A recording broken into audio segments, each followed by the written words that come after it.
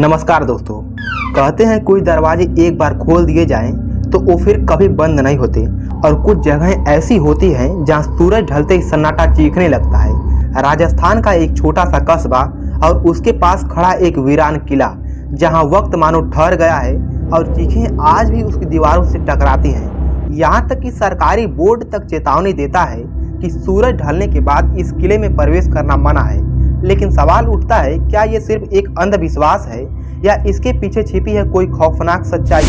कुछ लोगों ने दावा किया है कि उन्होंने रात के सन्नाटे में कुछ अजीबोगरीब आवाजें सुनी हैं और कुछ लोगों ने कहा है कि किले के अंदर कोई है और कुछ लोग तो किले से वापस लौटे ही नहीं। क्या किले में कोई आत्मा कैद है?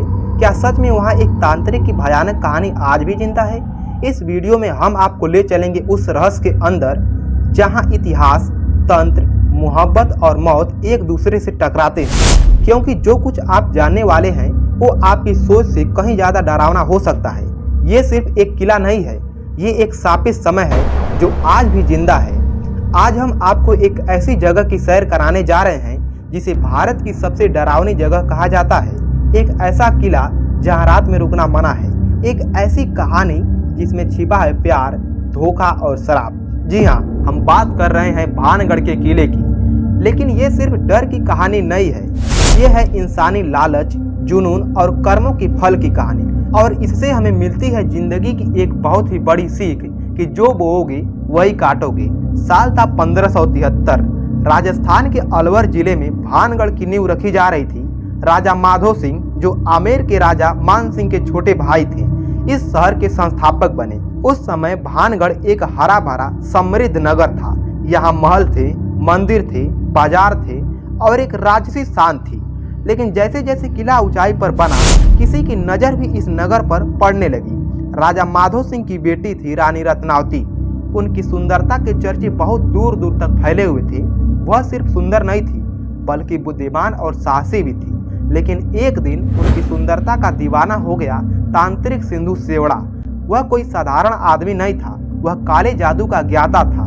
रानी को पाने की उसकी चाहत अब जुनून में बदल चुकी थी। एक दिन जब रानी बाजार में इत्र खरीद रही थी तो तांत्रिक ने उस इत्र की शीशी में मंत्र डाल दिया। लेकिन रानी को यह चाल समझ में आ गई। उन्होंने वह इत्र एक पत्थर पर फेंक दिया और वही पत्थर लुढ़कते लुढ़कते जाकर तांत्रिक पर गिरा और वहीं पर उसका अंत हो गया। लेकिन मरते वक्त तांत्रिक ने एक श्राप दे दिया कि भानगढ़ बर्बाद होगा और कोई भी यहाँ शांति से नहीं जी पाएगा। और यहीं से शुरू हुई भानगढ़ की तबाही की कहानी। कुछ ही समय बाद अजबगढ़ के राजा ने भानगढ़ पर हमला कर दिया। एक खूनी युद्ध हुआ, हजारों लोग मारे गए। रानी रत्नावती भी उस युद्ध में मारी गई या शायद गायब हो गई। पूरा किला उजड़ गया, महल वीरान हो गए, मंदिर टूट गए और रातों में यहाँ सिर्फ सन्नाटा गूंजने लगा। तब से लेकर आज तक भानगढ़ एक उजड़ा हुआ श्रापित स्थान माना जाता है। कहते हैं रात में वहाँ चीखों की आवाजें आती हैं। कोई देख नहीं पाता लेकिन महसूस जरूर करता है। हवा में अजीब सी ठंडक होती है, एक डर जो अंदर तक उतर जाता है। कई लोगों ने बताया कि वहाँ पायल की आवाजें, हंसी और परछाइयाँ देखी गई। जो लोग सूर्यास्त के बाद किले में गए वे कभी वापस नहीं आए। एएसआई ने भी यहाँ बोर्ड लगा दिया है कि सूर्यास्त के बाद किले में प्रवेश करना वर्जित है। वैज्ञानिक इसे मन का वहम बताते हैं, पर सवाल उठता है कि इतने लोगों का मन एक जैसे कैसे सोच सकता है। अब तक आपने जाना भानगढ़ की नींव, रानी रत्नावती की कहानी और तांत्रिक का श्राप। लेकिन सवाल उठता है कि क्या ये सब कुछ सच है या फिर ये एक झूठी कहानी है जो डर के जरिए पीढ़ियों तक फैलाई गई। इतिहासकारों की माने तो भानगढ़ की बर्बादी का कारण भूगोल और रणनीति भी हो सकता है। किले के आसपास पानी की भारी कमी थी जो युद्ध के दौरान घातक साबित हुई। कुछ विद्वानों का कहना है कि अजबगढ़ के राजा ने भानगढ़ को जानबूझकर बर्बाद किया ताकि उनका साम्राज्य बढ़ सके और तांत्रिक की कहानी बाद में जोड़ी गई ताकि लोगों को दूर रखा जा सके। लेकिन फिर भी हजारों लोगों की जुबान पर एक ही बात क्यों है? आखिर इतने लोग एक ही झूठ क्यों बोलेंगे? चलिए अब जानते हैं वो घटना जो आज भी लोगों को हैरान कर देती है। एक युवक अपने दोस्त के साथ रात में किले में दाखिल हुआ। वह वहां का एक वीडियो बनाना चाहता था प्रूफ के लिए, लेकिन कुछ ही घंटों में उसका दिमागी संतुलन बिगड़ गया। वो चिल्लाने लगा, अजीब हरकतें करने लगा और बाद में उसकी जुबान से सिर्फ एक ही शब्द निकला, छाया। वो फिर से आएगी। दूसरी घटना, एक फोटोग्राफर ने किले के भीतर कैमरा सेट किया। सुबह जब वो कैमरा लेने आया तो कैमरे में सिर्फ काली तस्वीरें थी, एक भी फोटो साफ नहीं थी, जैसे किसी ने लेंस को ढक दिया हो। तीसरी घटना, एक पुरातत्वविद जो दिन में रिसर्च करने गए थे, उन्होंने महसूस किया कि कोई उनके पीछे चल रहा है, लेकिन जब पीछे मुड़े तो वहां पर कोई नहीं था। हफ्तों तक वो डिप्रेशन में चले गए। क्या ये सच में भूतों का राज है या सिर्फ मन का भ्रम है? भूतों में विश्वास करना या न करना ये व्यक्ति की सोच है, लेकिन एक बात तो तय है, भानगढ़ में कुछ तो ऐसा है जो वहां जाकर हर किसी को अजीब महसूस कराता है। मोबाइल नेटवर्क बंद हो जाता है, कंपास की दिशा गड़बड़ा जाती है और हवा में एक अजीब सी घबराहट भर जाती है। और जब सूरज डूबता है तो लगता है जैसे पूरा किला किसी अदृश्य शक्ति के अधीन हो जाता है। इस डर की कहानी में भी छिपी है जिंदगी की एक बहुत ही बड़ी सीख कि डर कर वही जीता है जो खुद से डरता है। अगर मन में विश्वास हो तो हर अंधेरा, हर भ्रम दूर हो सकता है। भानगढ़ सिर्फ एक किला नहीं है, यह एक प्रतीक है हमारे डर और हमारी सोच का। लेकिन क्या आप सोचते हैं कि ये कहानी यहीं पर खत्म हो गई? नहीं, अगला रहस्य अभी बाकी है। रानी रत्नावती की मौत का राज, सुरंगों में छिपा सच और वो खोजकर्ता जो आज भी लापता हैं, ये सब आपको आगे वीडियो में बहुत ही सिलसिलेवार तरीके से बताया जाएगा। भानगढ़ का इतिहास जितना पुराना है उतना ही आज भी जागता हुआ लगता है।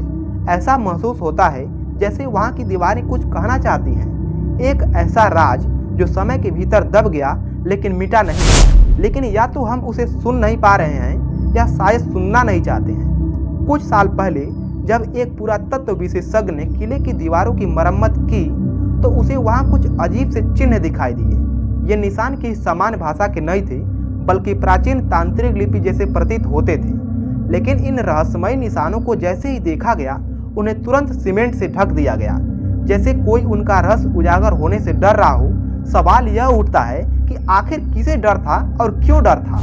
क्या ये वही श्राप के मंत्र थे जो तांत्रिक सिंधु सेवड़ा ने बोले थे, या फिर यह कोई चेतावनी थी भविष्य के लिए? इतना ही नहीं, भानगढ़ के कुछ हिस्सों का वातावरण भी सामान्य नहीं है। रानी महल की छत पर कभी कोई पक्षी नहीं बैठता है।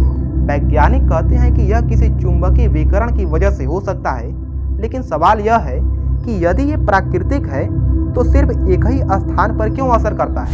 किले के दक्षिण पश्चिम कोने में कई लोगों ने अजीब ध्वनि गूंज, धीमी हंसी और एक अनदेखी उपस्थिति को महसूस किया है।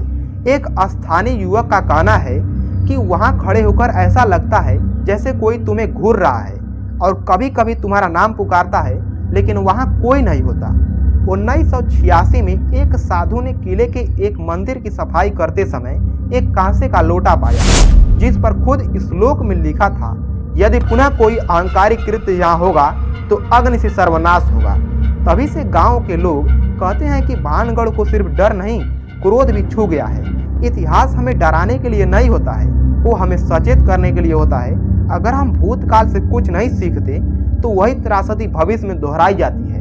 भानगढ़ हमें यही सिखाता है कि हर कहानी को मजाक मत समझिए, कभी कभी कहानी भी एक भविष्यवाणी होती है। अब हम भानगढ़ की तुलना करते हैं दुनिया के अन्य डरावने स्थलों से। क्या वाकई यह सबसे डरावनी जगह है? भारत में सबसे डरावनी जगह का नाम लेते ही सबसे पहले भानगढ़ का नाम आता है। लेकिन क्या यह सच में सबसे ऊपर है? सिर्फ 85 किलोमीटर दूर स्थित कुलधरा गांव की कहानी भी कम रहस्यमय नहीं है। 200 साल पहले पूरा गांव एक ही रात में खाली हो गया और आज तक कोई नहीं जानता क्यों। पर कुलधरा सिर्फ एक गांव था, जबकि भानगढ़ एक समृद्ध राजधानी, सैन्य छावनी और एक श्रापित त्रासदी का केंद्र रहा है। इंग्लैंड का टावर ऑफ लंदन एक और भूतिया स्थल है जहां हजारों लोगों की हत्या हुई और कहा जाता है कि आत्माएं वहां आज भी भटकती हैं, लेकिन वहां लोगों को जाने की इजाजत है। वहीं भानगढ़ एकमात्र किला है जहां सरकार ने रात में प्रवेश प्रतिबंध कर रखा है। अमेरिका का अल्मा हाउस भी पैरानॉर्मल गतिविधियों के लिए जाना जाता है, लेकिन वहां डर कैमरे में कैद होता है। भानगढ़ में डर दिखाई नहीं देता, बल्कि वह महसूस होता है। यहाँ डर आत्मा को छूता है, न कि सिर्फ आंखों को। भानगढ़ को अलग बनाते हैं वो संकेत जो हर दीवार, हर पत्थर में छुपे हैं। दुनिया में कोई भी किला ऐसा नहीं है जिसके गेट पर लिखा हो सूर्यास्त के बाद प्रवेश वर्जित है। ये शब्द डर नहीं, चेतावनी है। डर हमेशा अंधेरे में नहीं होता, कभी कभी वो धूप में भी छुपा होता है। जब हम डर की आंखों में आंखें डालते हैं तो पता चलता है कि डर हमारा सबसे बड़ा शिक्षक है। भानगढ़ सिर्फ सबसे डरावनी जगह नहीं है, यह एक मानव त्रासदी और चेतावनी है। अब हम आते हैं सबसे गूढ़ सवाल पर, क्या श्राप जैसी चीज वाकई होती है? क्या तांत्रिकों की शक्ति हकीकत है या सिर्फ एक मानसिक भ्रम है? विज्ञान कहता है श्राप नहीं होते, लेकिन मनोविज्ञान बताता है कि जब कोई गहराई से मान ले कि उस पर श्राप है तो उसका दिमाग और शरीर खुद ही बुरे परिणाम पैदा करने लगते हैं। इसे कहते हैं नोसिबो इफेक्ट। लेकिन भारत जैसे देश में तंत्र विद्या को सिर्फ ढोंग कहना आसान नहीं है। यहाँ तांत्रिक मंत्र, ध्वनि की शक्ति, आत्मा का आह्वान और ऊर्जा नियंत्रण एक प्राचीन विद्या रही है। सिंधु सेवड़ा जैसे साधक ने अपनी ऊर्जा, वाणी और चेतना पर इतना नियंत्रण पा लिया था कि उसकी बोली गई बात श्राप बन गई। ध्वनि की शक्ति को भी समझिए, जैसे ओम की ध्वनि शरीर और ब्रह्मांड की तरंगों से जुड़ती है, ऐसे ही अगर नकारात्मक ऊर्जा के साथ मंत्र बोला जाए तो उसका प्रभाव भी उतना ही गहरा हो सकता है। अगर ये सिर्फ भ्रम होता तो 400 साल बाद भी लोग वहाँ कपकपाते क्यों जाते? अगर कुछ नहीं होता तो सरकार रात में किले में प्रवेश क्यों रोकती है? भारतीय दर्शन कहता है कि जैसा करोगे वैसा भरोगे।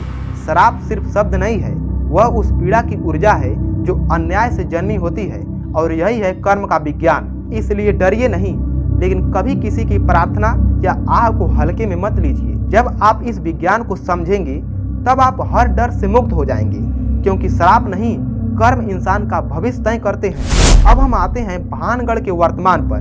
क्या आज भी वहाँ कुछ घटता है या फिर वैसे ही अफवाहें फैलाई जा रही हैं? आज भानगढ़ एक हांटेड टूरिस्ट डेस्टिनेशन बन चुका है। दिन में किला सामान्य लगता है, लेकिन जैसे ही सूरज ढलता है हवा का स्वभाव बदलने लगता है। कुछ कहते हैं कुछ नहीं है, पर वही लोग अकेले में वहाँ कंपन महसूस करते हैं, जैसे कोई छाया पीछे जल रही हो।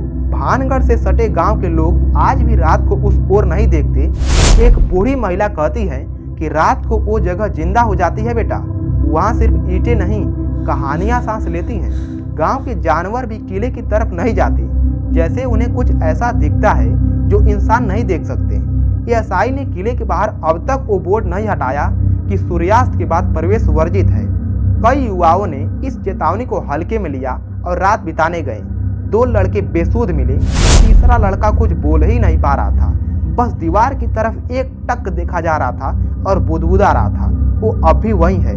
कुछ लोग कहते हैं कि भानगढ़ को टूरिज्म हब बना देना चाहिए, होटल्स और रेस्टोरेंट बनाने चाहिए। पर क्या यह इतिहास का अपमान नहीं होगा? क्या हम उस भूमि को बेच दें जहाँ कभी एक समृद्ध नगर नष्ट हो गया? भानगढ़ सिर्फ एक किला नहीं है, ये संवेदनाओं, ऊर्जा और चेतावनी का संगम है। जहाँ एक ओर ये रोमांच पैदा करता है, वहीं दूसरी ओर ये हमें जगाता है कि इतिहास को छेड़ना भविष्य को बर्बाद कर सकता है। अब आखिरी और सबसे अहम सवाल पर आते हैं, क्या भानगढ़ का रहस्य कभी पूरी तरह सुलझ पाएगा? हमारे पास आधुनिक तकनीक है, ड्रोन्स हैं, थर्मल स्कैनर्स हैं, 3D इमेजिंग है, लेकिन क्या कोई मशीन आत्मा को पकड़ सकती है? क्या विज्ञान उस गूंज को माप सकता है जो दीवारों में कैद है?